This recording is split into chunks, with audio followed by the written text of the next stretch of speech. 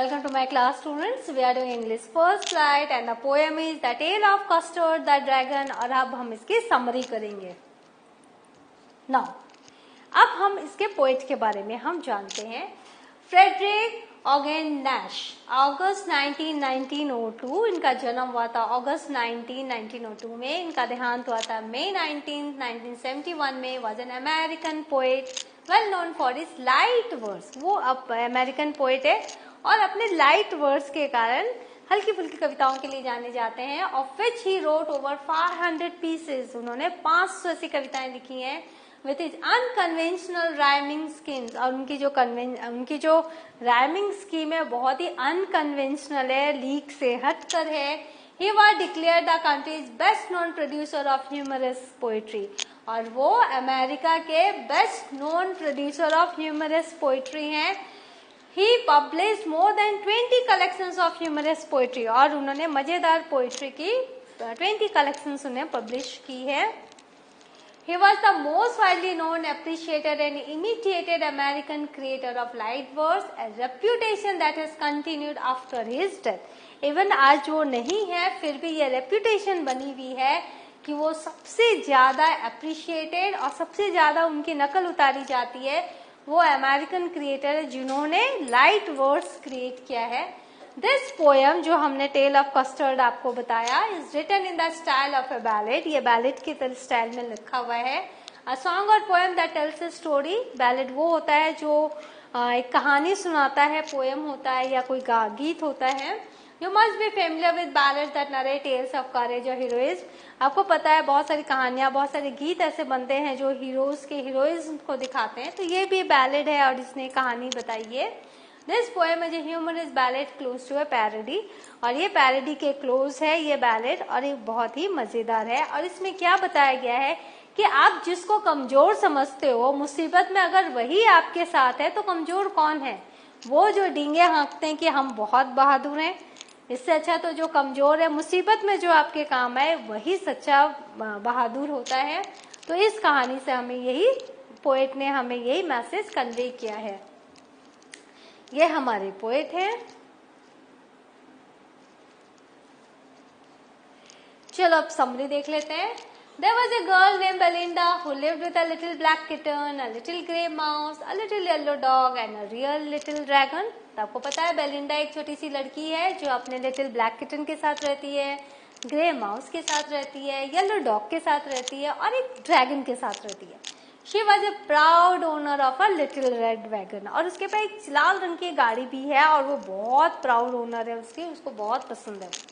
The kitten was named as Ink. Kitten का नाम ink है. Mouse as Blink. माउस का नाम ब्लिंक है. The dog as Mustard. Dog का नाम मस्टर्ड है. And the dragon as Custard. और ड्रैगन जो कावर्ड है, थोड़ा डरा हुआ रहता है, उसका नाम कस्टर्ड है.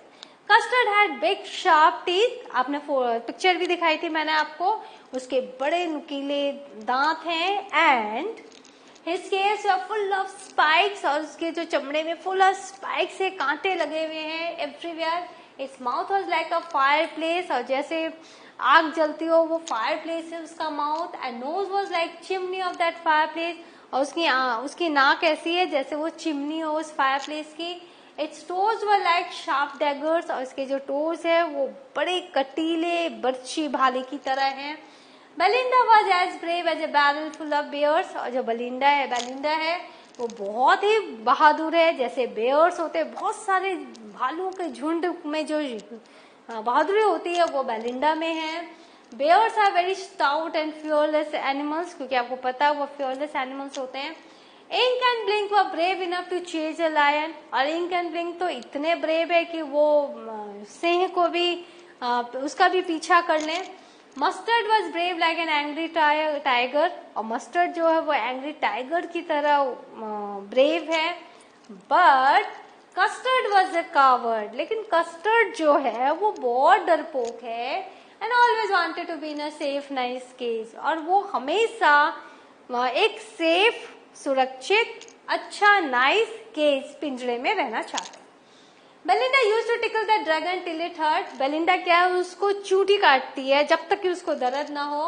Ink, Blink, Mustard and Belinda used to make fun at the dragon for its cowardice. और ये सब के सब उसका मजाक उड़ाते हैं क्योंकि वो बहुत कावर्डिस है. Whenever Custard cried for a nice safe case, then everybody else giggled and laughed at it. और जब भी कस्टर्ड बोलता है कि मुझे एक नाइस सेफ केस चाहिए तो सब कोई हंसते हैं, उसका मजाक उड़ाते हैं. They were enjoying the funny moment with Custard. और उसके साथ ये जो उसके साथ बुलिंग करते हैं, उसको जो टीज करते हैं, वो उनके लिए फनी मोमेंट होता है और सब बहुत एंजॉय करते हैं.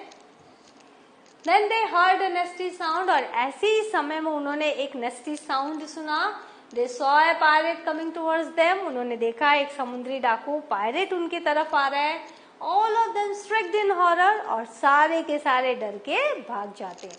The pirate was looking really menacing. और वो जो पायरेट था बहुत ही डरावना था. उसके जो तेवर थे वो अच्छे नहीं थे. He was holding pistols in both hands. दोनों हाथों में उसके पिस्टल थे. And a bright knife was held between his teeth. और उसके दांतों में उसने एक नाइफ रख रखा था. One of his legs was made of wood. एक पांव उसका लकड़ी का था. And its beard was horribly black. और उसकी जो दाढ़ी थी बहुत horribly वो काली थी. He was looking real dangerous. और वो सही में एक खतरा लग रहा था. Belinda paled out of fear. और बेलिंडा जिसके अंदर भालुओं की शक्ति थी वो भी डर के मारे पीली पड़ गई. And started crying for help. और वो हेल्प के लिए चिल्लाने लगी.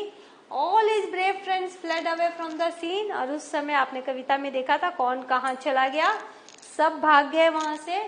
Mustard yelled and fled. Mustard ने येल किया और भागा. Ink trickled down to the basement. Ink जो है वो बेसमेंट में चला गया. Blink hit strategically in a mouse hole. और जो ब्लिंक था वो जानबूझकर उसने क्या किया, वो अपने माउस होल में चला गया. But Custard jumped and snorted like a life engine. लेकिन कस्टर्ड ने जंप किया उसके ऊपर, पायरेट के ऊपर, और इंजन की तरह उसने स्नॉट किया. It started clashing its tail, tinkling iron in dungeon. और जैसे लोहा हम पीटते हैं वैसे उसने अपने टेल को क्लैश किया जमीन पर. It clattered and twisted its body. उसने अपने बॉडी से एक आवाज निकाली, क्लैटरिंग आवाज, क्लैटर आवाज निकाली और अपनी बॉडी को ट्विस्ट किया. And jumped at the pirate the way robin jumps at a tasty worm for a meal. और वो पायरेट के ऊपर उसने जंप किया, वैसे ही जंप किया जैसे एक रॉबिन पक्षी वर्म के लिए उस पर जंप करती है. The pirate was astonished. Pirate तो बहुत ज्यादा आश्चर्य में आ गया. And gulped something from his pocket. उसने अपने पॉकेट से कुछ ड्रिंक निकाला और उसको पिया. Then he fired 2 bullets. फिर उसने 2 बुलेट फायर किए. But they proved useless. लेकिन उसका कोई भी असर नहीं हुआ ड्रैगन पर. Ultimately the dragon gobbled up the pilot and finished him. फिर क्या किया, ड्रैगन ने उसको निगल लिया और उसको खत्म कर दिया. After the pirate was finished, everyone appreciated Custard in its own way. जैसे ही पायरेट मर गया, वो अंदर गया ड्रैगन के, सब कोई उसको अप्रिशिएट करने लगे. Belinda embraced him. बेलिंडा ने उसे गले लगाया. Mustard licked him. मस्टर्ड ने उसको लिक किया. Ink and Blink danced in happiness. दोनों जन इंक एंड ब्लिंक खुशी खुशी नाचने लगे. Even as everybody became happy to see the bravery of the dragon. हालांकि जब सब कोई बहुत खुश थे ड्रैगन के ब्रेवरी को देख के, they again came back to glorifying themselves. लेकिन फिर वापस से वो अपनी ही प्रशंसा करने लग गए. That they could have been twice or thrice braver than the dragon. कि अगर हम नहीं भागते ना तो तुमसे दुगुना या तुमसे तिगुना हम अपनी ब्रेवरी दिखाते. तो again they started glorifying themselves. Custard agreed with them. Custard भी बोलता हाँ मैं जानता हूँ, you all are braver than me. Then all of them were braver than him. कि आप सब मेरे से ज्यादा बहादुर हो. Finally, at the end of the poem, the situation again came back. तो पहले जो स्थिति थी वापस से वही स्थिति आ जाती है पोएम में. Belinda was still living in a little white house with her friends and a little red wagon. Belinda अभी भी वो छोटे से सफेद घर में रहती है, अपने फ्रेंड्स के साथ रहती है, अपने रेड वैगन के साथ है. All except Custard still claim to be brave guys. Custard को छोड़ के बाकी सब अपने आप को ब्रेव प्रूफ करते हैं. Custard still cried for a nice safe cage. और जो कस्टर्ड है अभी भी वो सोचता है कि नाइस सेफ केज उसे मिल जाए. तो ये है इसकी समरी. सो आपने क्या देखा? आपने देखा जो पोएम है, पोएम की समरी क्यों जरूरी है? क्योंकि आपको एक स्टैक बेस्ड क्वेश्चन आएंगे और जो भी क्वेश्चन आएगा आपको इस तरह से लिखना जरूरी है। तो समरी भी है, तो आपको लिख के प्रैक्टिस करनी है ताकि आप आंसर्स अच्छे से दे सको। The next session I will do the critical analysis of the same poem. Till then, have a good revision. Thank you.